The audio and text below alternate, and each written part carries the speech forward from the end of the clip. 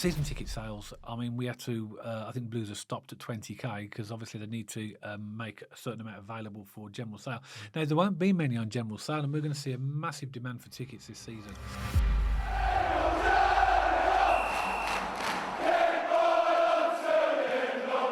So welcome back to BCFC Royal Blue, and the pre-season is a perfect time for myself and Dad to do some unscripted videos, which I know are popular on the channel because we don't have an agenda. We just sort of turn up, press record, and see what comes out. And at Birmingham City, there is never a boring day. Of course, we're getting transfers through left, right, and centre. The boys, of course, jet off to Portugal soon for their pre-season prep. So as I say, there's never a quiet or dull day at Birmingham City. So Dad, an unscripted chat, nothing on the agenda, anything on your mind? Shattered, absolutely shattered. The rate in which we've had the new signings over the last week or so has really ramped up, and that's caused us an awful lot of work. Just for clarity, 'cause obviously we had a few comments on the various videos as well. We do pre-record them. People wonder how do you get them out so quickly, because we usually get the for a new player. Normally within about an hour or 2 hours after the announcement. It's because we pre-record most of it because we try as where we can to preempt the players that are coming. But as you know, mate, it's difficult because what we don't want to do is end up recording loads of podcasts and then the players don't actually come. So we've been very, I say lucky, but we've predicted pretty well, haven't we? So a lot of the players that we've done the videos for. So just so that people are aware, I'm sure you are anyway. We record those about 2 or 3 days before. In most cases, Well, we can't do it much further than that because we don't know the key information of the transfer. We don't know the money that's gone into it and stuff like that. So, there's a little bit of guesswork, but we always like to be as reactive as we possibly can. So I guess it's a balance for us of kind of trying to get what we can as quickly as we can, but also then not giving people wrong information or outdated information. So there's a balance between two. Yeah, but what I say, Matt, as well, which is absolutely correct, is that the main content of those podcasts is to give an overview of the player, his stats, and they don't change, in terms of where they were before transfer history, where they'll fit into the Blues. So, and we like to, get the information out to the Blues fans as quickly as we possibly can, don't we? So, also, Dad, we're football fans, so half the players that come through the door, we know a lot about anyway because we watch a lot of football. Kyogo at Celtic was amazing. We know a lot about him, and a lot of the transfers, if we don't know, we just do a little bit of research on, and we probably watch a lot of the clips a lot of Blues fans do on YouTube, do a little bit of a deeper dive, I guess, so we can give a bit more of a comprehensive overview. It's all a bit of fun, isn't it? It is a bit of fun, and we obviously see comments on the channel. Say some people saying, "Are you actually sleeping in the studio?" At the moment? it is mental, isn't it? I mean, I've got to be honest, Matt. It is hard work for us. It is, but it's so enjoyable having all these new signings coming, isn't it? We actually love it, don't we? And and we can't. I mean, the signings we've had. I mean, we can't not talk about them. We're not going to talk, obviously, watch the podcast, but the actual overview of the quality of what we've got is absolutely staggering. As you say, Dad, there's no point in doing a deep dive into individuals because there's videos on our channel, but as an overarching theme of quality, it's outrageous, I would say, at Birmingham City at the moment. We are getting in some serious talent through the door. And I think I just want to get this out early, and a few people have said this on X as well.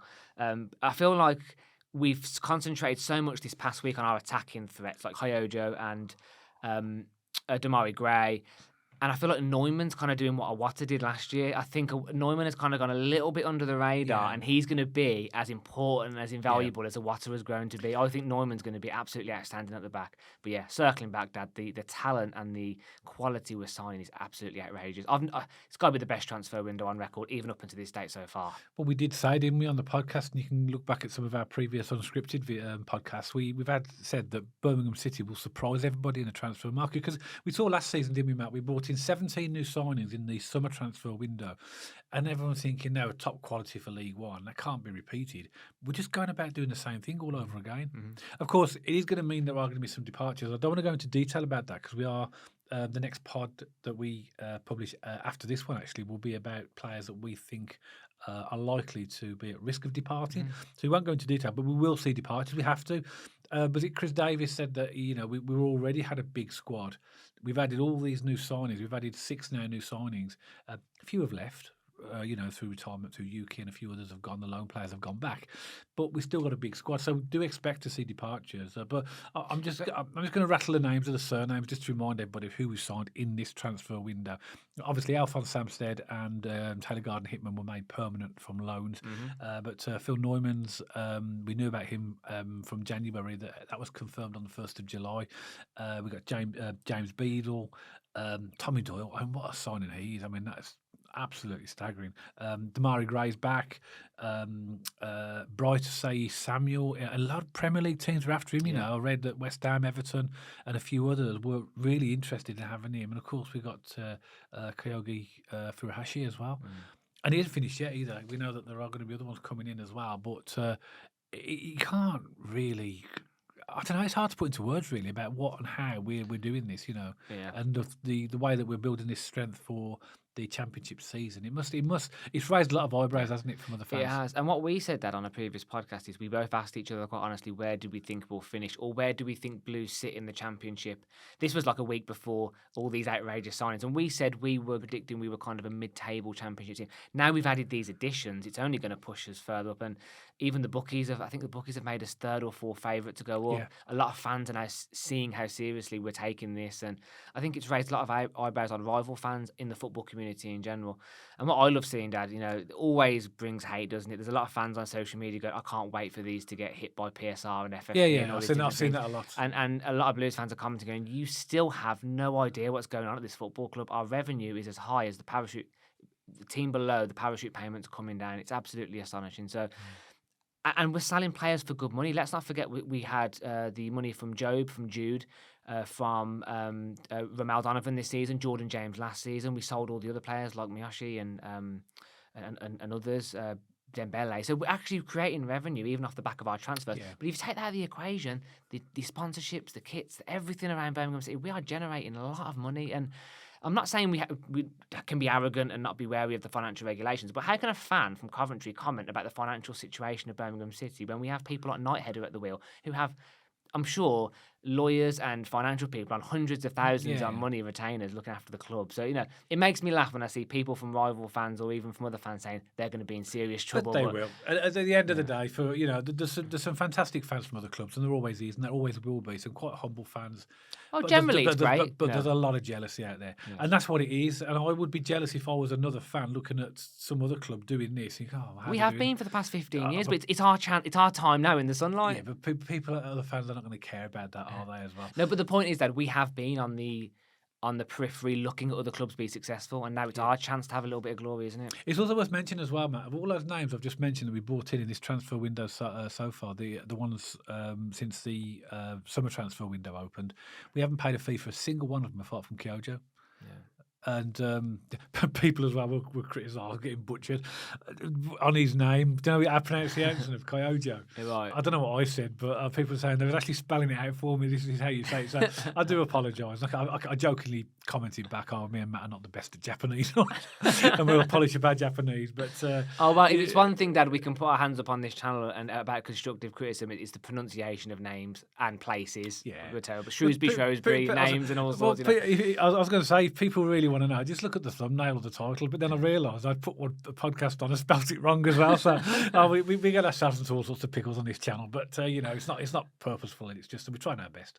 It's a light for us. It's a bit of fun, and we don't take it too seriously. One thing I would say as well, it's worth mentioning as well. Poku never materialised, and he went. No. And I found that a very strange one. His agent was saying that he wants to get Premier League football, and we had all these offers from abroad, and he ends up going QPR. I know. And I'm not saying QPR are a bad team because I like QPR. I always love their fans, in terms of their banter we've had between them. But QPR, I mean, what's the agent on about if he wants to go to a team that's going to be challenging at the top? I don't see that being QPR this year. I mean, they may surprise everybody, but I can't see it. Do you reckon Poku's in his bedroom at the minute going, blimey neck, look at all the people Birmingham are signing, what have I done? He's on the phone to his agent going, what have you done here? It depends what type of personality he is. Yeah, if he's honest with himself, that's what he will think. Yeah. But then he'll think, into himself, I'll just show him. Yeah, fine. Look forward to that. And there's no disputing he's a good player. I would have loved to have got him, and he was one to go away, but it was never going to happen.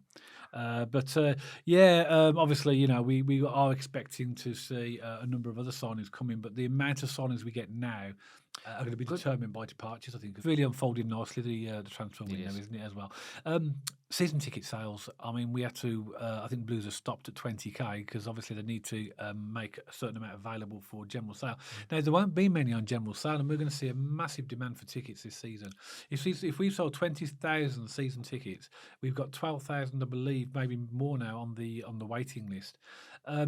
Away fans will get about 3,000 in the Championship, I'd 2.5 imagine. at St.Andrews. Let's- Well, let's- unless they lower the segregation, which they Yeah. should. Please, Blues, if you're watching this, anyone that club watches this, lower that segregation. Yeah. Why have we got 2 blocks? Not 2 stand blocks, 2 lines. You don't see that in any other ground. No. I mean, Arsenal, Tottenham, I know it's a different club, different derby. They're divided by a line of stewards. That's it. Yeah, well, something needs to be done because 20,000 season tickets have already gone. So let's say 3,000 away fans, right? That's 23,000. If you're working on a capacity of 29,000, right? That leaves 6, but don't leave 6 because now you've got to take out that segregation. So it could be 4,500 Yeah. tickets available for general sale, possibly. That's nothing for Blues. Mm-hmm. That will go in seconds. That will. So we know we need a bigger stadium. We know we're going to get a bigger stadium, but that's a few years down the line yet. Something needs to be done to try and get as many Blues fans in there as they Yeah. can and make as many on general sale as possible. But, fair play to the Blues, 20,000 season It's tickets amazing. and having to stop at that. And if everybody on that waiting list were to have a ticket at the moment, looking at 30 plus Yeah. season Do you, ticket. reckon, do you reckon we'll sell out then the majority of our home games this season? We got to, won't we? I think we're selling every game. Every game. Every single league game, definitely. I mean, some of the cup games may not, but I think we probably will sell the cup games out on the principle being that those fans that can't get to the league games because of the amount of season tickets, that might be their opportunity to go and watch the Blues live. So I think tickets are going to be at a premium next season. But well done to the Blues fans for getting the season tickets. So the new kit, Matt, we can't not talk about that. I mean, because obviously last time we did a pod that wasn't released. What do you think of it? I personally love it. Ours are on order. Should be here tomorrow. Hopefully, Raw Mail are playing ball with us, and I will have them hopefully for next week's recordings. That on. I think it looks great, and I think considering it's the 150th anniversary, I thought the gold might be a bit of a gamble. It might look a bit tacky, or it might not look really authentic Blues. I just think of one word to me, and I think it looks classy. It's really good, isn't it? I must admit. I mean, I think it's one of the best ones. I really, I really do. I love it. It's just like like if you look at the kit behind you is last season's home kit, and I do like that kit. Obviously, you got that big wide white band there in it, but this new kit now. This new for this season is just the royal blue with the gold on it. It just looks so good. I think it's going to be a top seller because for a number of reasons. Firstly, it is a good kit. It looks really nice. And secondly, it's a commemorative kit as well because it celebrates 150. I love what they're doing with the badge as well. Put 1875 to 2025. That's absolutely fantastic. It's almost like a one that I think Blues fans will want to buy as a keepsake. What I love about the kit, Dad, and it's my gripe with this one, I love this kit from last year, but they made it sequoia, and then blue and white. Yeah. Whereas it's actually gold, and the names and the numbers are gold as well. So it's got that whole theming behind it. It doesn't look mismatched, whereas this one looked a little bit like that last season. So no, absolutely love it. I mean, I can't wait to see the away and the third kits as well. I even love the keeper kit, Dad, the green. With it looks amazing. Yeah, really, that's almost like a light stripy thing, isn't it? As well, that's really good. But the second kit, I believe, will be coming out before the end of July, I believe, and then hoping for yellow. Oh, I hope it's yellow, or gold, maybe complete gold. That'd be good, wouldn't it? Yeah. It might be a bit too close to Wolves, though, wasn't it? We're playing Wolves this season. No, but like it would just look like a Wolves kit, wouldn't it? That's what I'm saying. If it was all gold. I know it's going to have a wolf on it. No, but I'm just saying, like nick the Wolves kit. No, I know what you're saying. Yeah, no. I mean, no. I mean the gold, as in the gold that they've used, which is almost like that deep blacky yellow, isn't it? The gold that they've used. Yeah. That colour would look really good, possibly. But I don't know. But we'll see when it comes out. But the kit's I mean, apparently, surprisingly, I didn't realise this. The third kit was the best seller last season. The black and the red. Yeah, I'm not surprised. Yeah. So that'll come out, I believe, before the start of the season. So yeah, good. I mean, don't get me wrong. I love the success of Blues at the minute. I love where we're going. My bank account's empty. Every time a new kit comes out, I can't help myself. I have to buy it. And I saw some of the training kits this year look really good as well. And there's a really nice. I don't know whether it's a training kit or what they would class it as, but it's kind of like a light blue looking blues kit as well. It's making its way around social media. It looks absolutely fantastic. So again, coming back to, I guess, one of our first points, Dad, talking about revenue and money at the club. I mean, if they make good kit, it shows the Blues fans are going to buy it, including me and you. Yeah. You know, I can't stop myself. It'll be selling globally as well. We had a comment from one of our fans in Australia on our channel asking, when the kit was available, and I said, obviously when I knew it was, I said, well, you'll be able to get it online because that's the thing. That's the beauty of technology nowadays. If you want to get, you to order it online, don't you? So it'll be available all over the world. Yeah. So the kits are great. The home kit is absolutely fantastic as well. As you mentioned at the start of the pod as well, Matt, the pre-season will kick off soon. Portugal. Lads are off to Portugal. I think they jet off on Monday. I think it is this week, yeah. At the time of recording, we're recording on the Sunday, so they'll go off on the Monday, and they're from the 7th to the 13th. They got a fantastic game against Sevilla. Yeah. And that'd be good, wouldn't it? And I presume that it's pre-season, like I mentioned before that last season we was in Austria again, played Paderborn with a really depleted team because at that point we'd hardly signed anybody. This season, I think he'll be able to have a much more of a base of players to actually sort of put on and off to give them a bit of a go. In that spirit, Dad, I mean, let's not go into panic mode if we get a few pre-season friendly bad results. I remember when we lost to Paderborn and everyone was like, "Oh, we're going to get relegated to League Two." It was like, as a fact, there are definitely as a fan base, we can press the panic button quite quickly, and you just got to. It's pre-season. It doesn't actually matter. Yeah. But I think though, with all the signings that we've made, I think Blues fans will be really eager just to get a look of course. have a look at the players. I want to see them playing. I can't wait to watch those games. But the point is, if we do, lose a few games, it's not the end of the world. It's pre-season. Exactly. I do remember the Paderborn meltdown. I thought, oh, hang on a second. Even at half time. Yeah, playing youngsters. But that's a good test for the Blues. Gets them all together as well. I think that's partly why we had that flurry of incomings over the last week or so, is to get them so that they're ready to go to Portugal as well. Yes, exactly. And then they come back, and then our sort of friendly start back in the UK, 16th of July. So we've got Port Vale. Was the Arthur Cup first? Arthur Cup, sorry. That's against Solihull Moors. That's on the 16th of July. Then we've got a double header on the 19th against Burton Albion and Crewe. That's going to be a split squad, both away. The following Saturday, the 26th, we're away at Northampton and Port Vale. And then, of course, then the big one, the Trevor Francis Memorial, Nottingham Forest. I have a feeling that's going to be sold out. Could be. Yeah, obviously the Trevor Francis statue will be unveiled in the car park prior to kick-off. It's a fantastic opposition in terms of respecting Trevor. Yeah. I'm sure Nottingham Forest fans will play their part in It'd be amazing. Remembering Trevor, and the atmosphere will be good. The only reason that would block it being a sellout, and I'm going to fall into that camp sadly, is holidays pop up, don't they? People are away. They're on the summer holidays. Families have travel a lot during that time. So that's my only reason why it might not be a sellout. But I would love it to be. And as you said, I think you said it in the previous pod and maybe one of our unscripted, there isn't a better team to play in our opinion than Nottingham Forest. £15 a ticket as well. That's a proper Trevor Memorial. We couldn't have had better opposition, to be honest. I mean, Rangers was great last year, but he won the European Cup with Nottingham Forest and had a really successful time there. We sold him to Nottingham Forest, and he's a proper icon there, isn't he? He is. But I say £15 a ticket as well, so it's good value to get down there for. The weather should be good. For a game, it should be fantastic, shouldn't it? On that note as well, I think, did you send me a picture of the pitch somebody had shown? Oh my word, the pitch looks amazing. Oh, it looks like AI. Yeah, it looks like a snooker table, doesn't it? It looks absolutely incredible. And I know that they've recently hired a new pitch guy to do it, and I remember him posting on X about how proud he was. Got him from Leicester City. How proud he was of it. Fair play. I can't remember your name, but you have done an incredible job. That pitch looks magnificent. Yeah, it's going to be absolutely fantastic for the start of the season. Final thing for me as well. We can't be far away from this documentary starting now. I'm itching to watch it. On you. I heard the start of July when it was rumoured to be coming out. Well, we're in that now. So. Exactly, and it still isn't here. So I think they might push it to closer to the season, just to get that excitement around. It's probably time till after the Wrexham one has come to an end, hasn't it? So any time now, I'd imagine. Yeah. I know that the first 2 episodes have been published in terms of the names of them, the titles of those. The first one is called No Fear Football, I think. Right. So obviously, I wonder what that's going to be about. I wonder. But I'm sure a lot of Blues fans will be interested to have a look at that as well. But it's exciting times, and things are going so well for us. The signings, the way the club's going, the whole atmosphere around the club, and the excitement for the new season is absolutely. You can feel it. Yeah. That game against Ipswich is going to be rocking.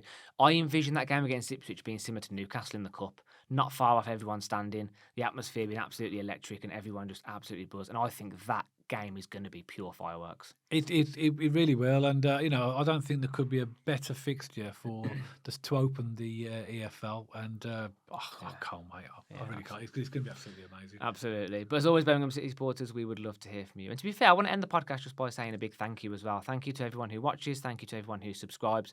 Of course, myself and Dad work really hard on this podcast, and we do put content out regularly. But this wouldn't work if you guys didn't tune in all the time. And I think we have a chat, don't we? We can't believe everyone actually enjoys listening to me and you talk about football. So a huge thank you from myself and Dad to everyone who subscribes, watches, and is a regular sort of contributor to the channel, whether that be comments or you know who you are. We're not going to name everyone. Of course, we have a big loyal fan base on the channel in terms of people who do regularly comment and view. But yeah, just a big thank you from us to you and the community, because we do see this as a fan-based podcast.